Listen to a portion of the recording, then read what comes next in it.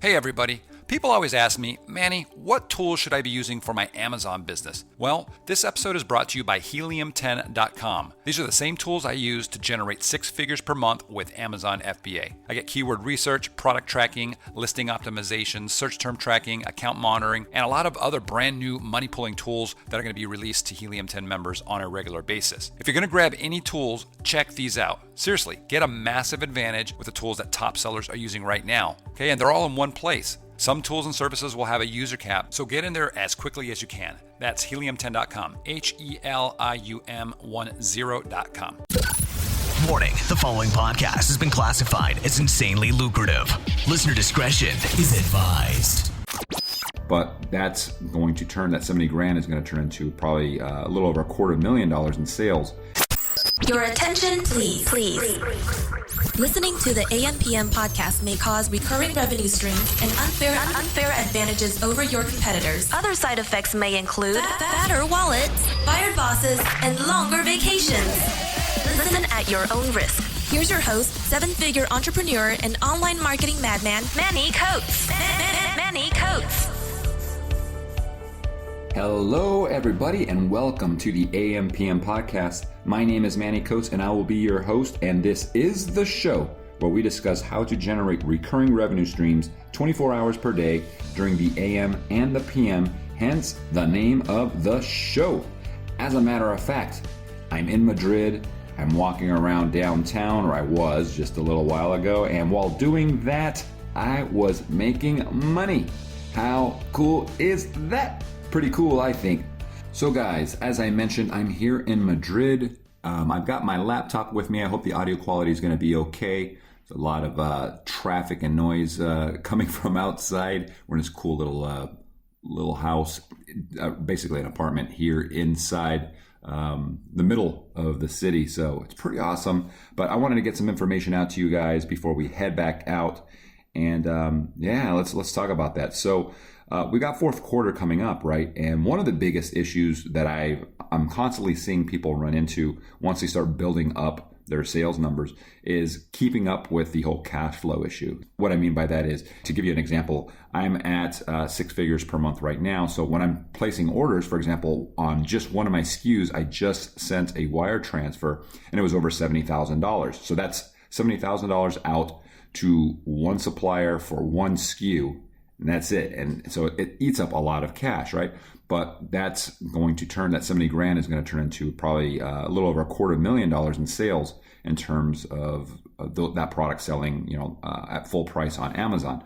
So, but if that's just one product, and I've got other SKUs, how do you keep that cash flow going, right? Because this money's going out. I'm not going to see any payments on that, on those sales, right? The inventory for a while. I mean, that stuff right now, I just sent it. It's going to be made there in China, then put on a boat and then shipped out. And sales for those items aren't going to happen until November. And then it's going to be, at least a couple weeks before you even see a payment. So you've got to be able to float this kind of stuff. So I wanted to ramp up the amount of business that I'm going to get fourth quarter, because all indicators state that, I'm going to probably be seeing at least 2x to 4x in terms of sales volume during the holiday season, right? Because you got Black Friday right after Thanksgiving, you got Christmas, you got everything happening all at once. So what do? I don't have the funds, honestly, to go and get, 4x or 4 times the amount of inventory for all of my SKUs for Christmas. And I'm having issues with getting lines of credit for the business because I'm not quite at the full 1 year mark yet, right? I started this last December. So come this Christmas, that's when the 1 year mark hit. That's when that hits, and that's when I can start getting these lines of credits. And Amazon's supposed to start offering lines of credits and so forth. So, or loans, I guess I should say. So what do you do? So one of the things that I did is I went out to my main supplier, the one that I'm sending the most money to, and I said, hey, I'd like to see if you can offer a line of credit. I didn't have high expectations for it, and they didn't. They basically said they couldn't do it. So one thing that I did do is I went to them and I said, look, I know that I'm going to be needing a lot of inventory, okay? And I'm prepared to actually ship the stuff via express air instead of sea shipping. And that's going to increase my costs by several dollars per unit. Okay, so but I have the margins in the pricing to do that. It's not ideal, but in a situation where I need the stuff right now, it's November 20th, and I got to get inventory in, as an example. I'm willing to pay a little bit more to do that. And the other advantage to express air shipping that I noticed from last year and from talking to other people is that express air typically gets into the Amazon warehouses faster than if I'm bringing stuff in by sea shipping. And I'm not talking about the actual amount of time on the water. I'm talking about the fact that the stuff is coming over in boxes that's being sent over via UPS or something like that, versus coming over on pallets, which have to be you've got to get an appointment, and they sit there in the docking stations, and it just takes a while. Sometimes I've had stuff that just takes forever to get into Amazon, where if I send it via Express Air, for whatever reason, the process there gets it into inventory quickly. So that's another reason. And I'm not an expert when it comes to this stuff, but it is something that I've heard people mention quite a bit, and it's something that I experienced myself as well when it comes to Express Air versus sea shipping. So anyways, back to the story. I went to my supplier and I basically said, look, I want to order, normally, let me preface this by saying, normally I order about 2,500 to 3,000 units of a particular product. So I said, I want to order somewhere around 10,000 to 12,000 units. Will you offer credit? They said no. And I said, okay, well, what if we ordered 10,000 units and I pay you a deposit, okay, initially, and then you get everything made? And my offer to them was 10%. I will pay 10% down on the full 10,000 units of this product, okay? And then you make them, you have everything there, and then we'll order them as I need. So I'll order, let's say, the first 3,000 or 4,000 units, and I'll pay for those units, the remaining 90% on those specific units, so that I paid 100% on the ones that they're going to ship out to me. Okay, so they're not risking any of that. All the other stuff they hold there in their warehouse, they're in China, and they've got a 10% deposit on it, and they get paid for it as I'm ordering. And I fully expected they would come back and say that they could not do it, either not do it or certainly not do it at 10%. But I was surprised, and they actually said that they could do it. They said, "Yep, we'll absolutely do this." Now I've spent several $100,000 with these guys to date so far, so they know I'm a good client.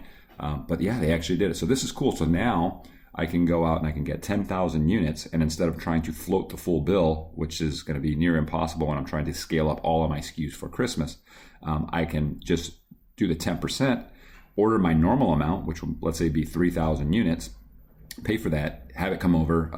I can actually have the first batch come over by sea. There's still time for that. And then as I need them, I can order another 2,000 to 3,000 units via Express Air. They need basically a week, and then it's a week to get here. So it's a 2-week lead time total, which is better than, the 21 days for them to manufacture. Then sea shipping is just as long. So I know that around Christmas time, things get crazy and there can be delays. So if I don't get my final orders in, by early December, there's a possibility that they won't ever actually get to the warehouse before Christmas is over. So I'm going to be playing it by ear, but yeah, it's a cool thing. So I think you can contact your suppliers, and at least give it a shot. And even after Christmas, it might be an option for you to just have larger quantities. And I should mention that one of the benefits of this, I guess a little side effect from the whole thing, is because I was ordering such a large volume, without me even asking for it, they came back and they gave me a better price, which now makes me wonder, because they said that I had the best price possible before this. And I literally had talked to them about this not even a month ago. And they said, hey, this is the same price that our very, very, very largest clients get. And suddenly now it didn't go down a lot, but it went down like 10 cents per unit. So I got a better price because I went up to 10,000. So interesting. But anyways, guys, this is one way to, I guess, get a little bit of I guess it's a sort of kind of like a credit line from your supplier to some extent, right? And I was pretty surprised that they were willing to do 10%, and now I don't have to wait. So I'm happy with this. I'll be able to have inventory on stock for Christmas and see if I can't make December literally the largest sales month of any month that I've had, going into, hopefully, knock on wood, into the 200Ks. That'll be the first month that I've actually gone over, past 100,000. I've hit about 150,000 per month, but I haven't gotten into the 200s. So that should be interesting. So that's about it. I'm going to keep this one short. I know it's noisy. You probably hearing the traffic in the background, but about to go out and get some churros and churros. Got to roll the R's, and then I'll try to do another podcast, maybe when I'm in Granada. So from Madrid, guys, enjoy. Thank you for listening. Oh, by the way, I should mention, if you're not part of our our Facebook group, head over to FBA High Rollers. That's the name of the group, Amazon FBA High Rollers, and you can also access that from our website at ampmpodcast.com. There's a Facebook link over in the top right. There's also a tools section link if you want to see what tools we're using. Click on that. And that's about it, guys. Take care. Talk to you soon. Bye. You've been listening to the AM/PM podcast hosted by Manny Coates. For more information, insider tools, and to get the resources mentioned in this episode, visit ampmpodcast.com.